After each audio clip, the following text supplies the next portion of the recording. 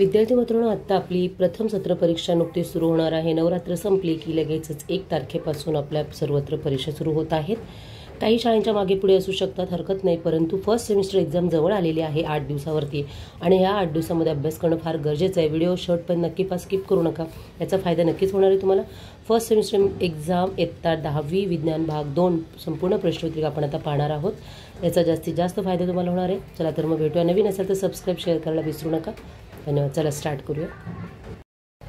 नमस्कार विद्यार्थी मित्रांनो, आज आपण पाहत आहोत standard 10th first semester exam 2022 हा प्रश्न आहे। आता नुकतीच तुमची प्रथम सत्र परीक्षा जवळ आलेली आहे। 8 दिवसांनंतर प्रश्नपत्रिका होणार आहे।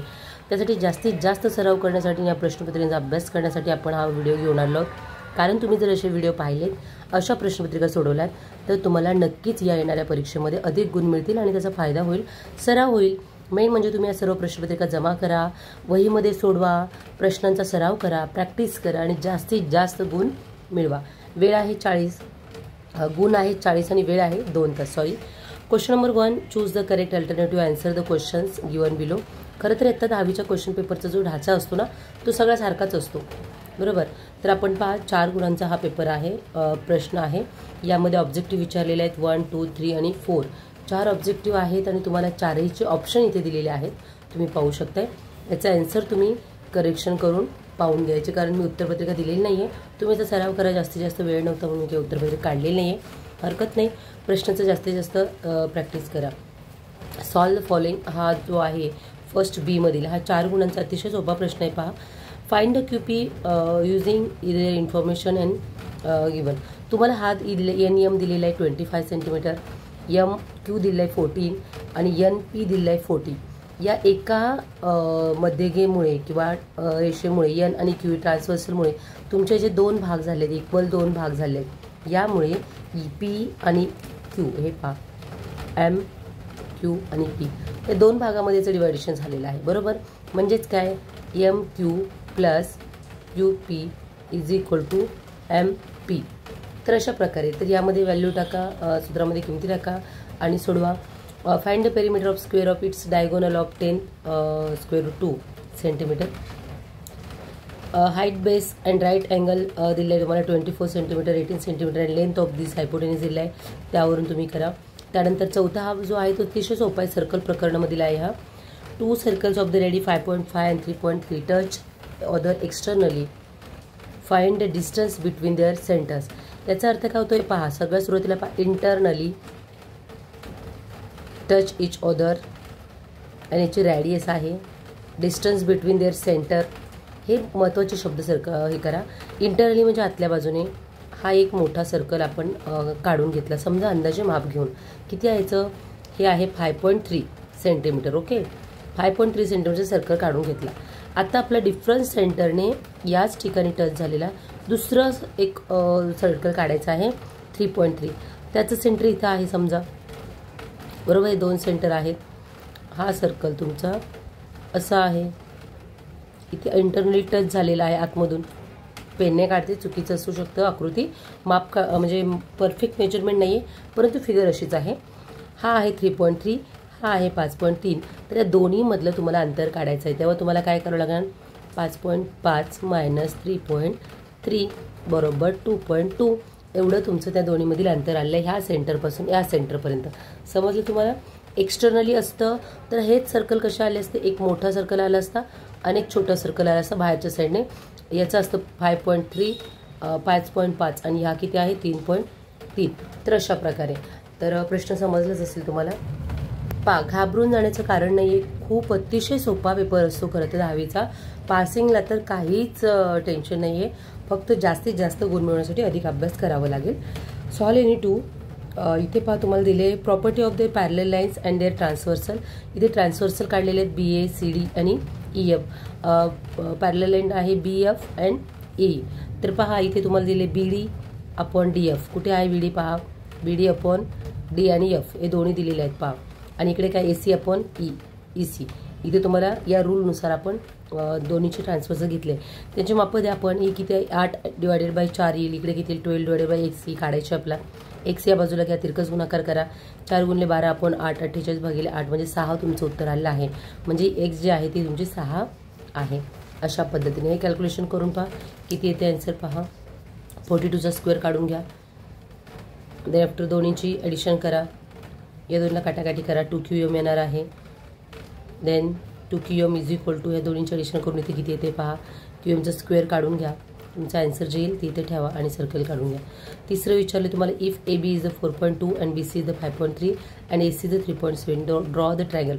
तुम्हाला ट्रायंगल काढायचा जो सगळ्यात मोठा आहे तो बेस घ्यायचा. 5.3 या बाजूने अंतर इथपर्यंत घ्या. या बाजूने चाप मारा. या बाजूने किती आहे 3.7 या बाजूने चाप मारा आणि दोन्ही रेषा जोडून घ्या.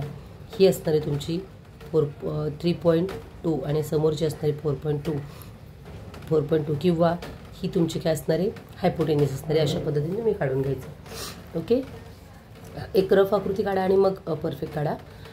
क्वेश्चन नंबर 2 जो असतो तो 8 गुणांचा असतो पहा. 8 मार्क्स, फर्स्ट सेकंड थर्ड असे किती ऑप्शन आहेत त्याच्यामध्ये 5 ऑप्शन दिले आहेत आणि त्यापैकी एनी 4 तुम्हाला करायचे. 2 गुणांसाठी आहेत, 2 मार्क्ससाठी. Okay, QPR is the right angle triangle.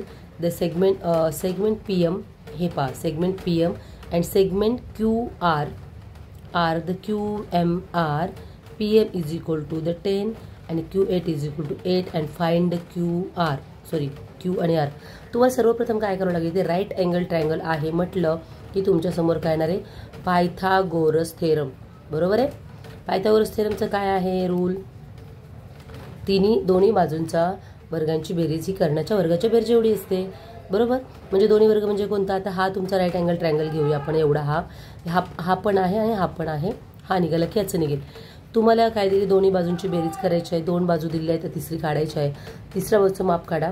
Perfect, ते निघालं की तुम्हाला हे येणार आहे, या बाजूचं माप निघणार आहे आणि मग तुम्ही काढू शकता. Okay, then QR is the equilateral triangle. Prove that, तुम्हाला प्रूव्ह करायचं आहे. सोपं आहे. Draw the segment PQ 5 centimetre and bisect. तुम्हाला सेगमेंट काढायचा एक एवढा 5 सेंटीमीटरचा आणि बायसेक्ट करायचं वरती 2 चाप खाली चाप मार्क अंतर घेऊन. अशा प्रकारे किमान तुम्ही मागील 3-4 वर्षाच्या जर प्रश्नपत्रिका पाहिल्या ना तर 100% तुम्हाला पेपर कसा सोडवायचा, एक्झॅक्ट उत्तर कसं लिहायचं आणि उत्तर लेखनाची भाषा आणि प्रश्नपत्रिकेचा रचना तुम्हाला लक्षात येईल आणि तुम्हाला अधिकाधिक गुण मिळतील. व्हिडिओवरती नवीन असाल, चॅनलवरती नवीन असाल तर सबस्क्राईब करा, शेअर करा, बेल आयकॉन प्रेस करा आणि तुम्हाला नोटिफिकेशन येईल. आणि चॅनलच्या खाली हाईप हा शब्द याला तर हाईपला एकदा क्लिक करून द्या, म्हणजे आपला व्हिडिओ जास्तीत जास्त लोकांपर्यंत पोहोचण्यास मदत होईल, बाकी काहीच नाही. Question number 3A solve any 2 any 1. तर इथे तुम्हाला दिले 1/2 1/2 1/2 1/2 अँड 2 2 एवढे त्याचं फिलिंग द ब्लँक्स आहेत. कॉन्ग्रंट अँगल आहे. हा ऑलरेडी आपला झालेला आहे क्वेश्चन पेपर, तुम्ही सोडवलेला आहे 2022 म्हणजे मागील मुलांनी, तुम्ही नाही. तर when 2 triangles are the similar the ratio areas of the triangles. Base same असेल तर आपण काय करतो तुम्हाला माहीत आहे. इथे पहा, सिमिलॅरिटी ट्रायंगलमधील पहिल्या चॅप्टरमधील हा क्वेश्चन्स आहे. अतिशय सोपा आहे. तुम्हाला फक्त किती बॉक्स भरायचे आहेत पहा, 1 2 3 4 5. वेट किती गुणांचा आहे, 3 गुणांचा आहे.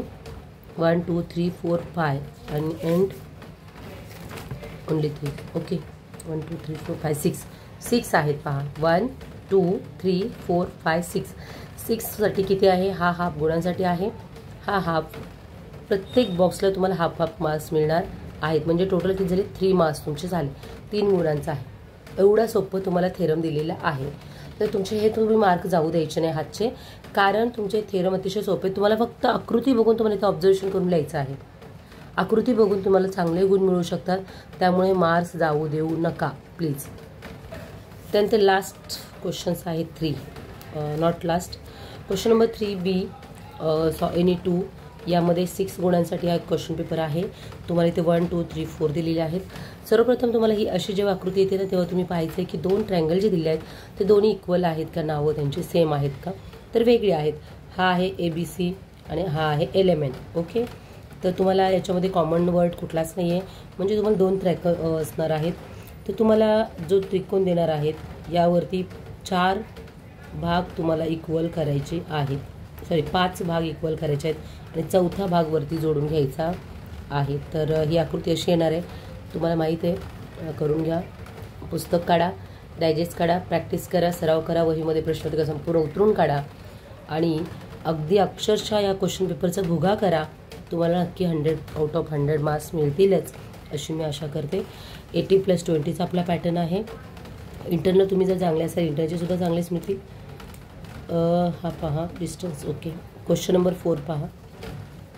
यामध्ये 8 गुणांसाठी आहे हा 1, 2 2 क्वेश्चन्स आहेत. तुम्हाला त्या दोन्हीपैकी एक सोडवायचा आहे. इथे हा एक ऑलरेडी सोडून दिलेला आहे बघा. तुम्हाला अक्षर जर समजलं तर final answer R is equal to, हा जो R आहे तो आपला काढायचा होता. R इज इक्वल टू 4√3 आलेला आहे. आणि लास्ट क्वेश्चन्स आहे तुमचा solve any one LMN and triangle PQR दिलेला आहे. फाइंड MN करायचं आहे. 2 radius of the circle of 4 and 2.8 draw the figure circle externally and internally. हे 2 आहे. तुम्हाला 2 आकृत्या काढाव्या लागतील. एक बाहेरच्या साईडने एक सर्कल इथं सेंटर असेल आणि एक आतील बाजूने सर्कल त्याचं इथं सर्कल असेल असं, आणि एक 4 सेंटीमीटरचं आणि एक 2.8 असे 2 या ठिकाणी टच झालं, या ठिकाणी टच झाले, असे 2 सर्कल तुम्हाला काढून घ्यावे लागतील. हा आहे 4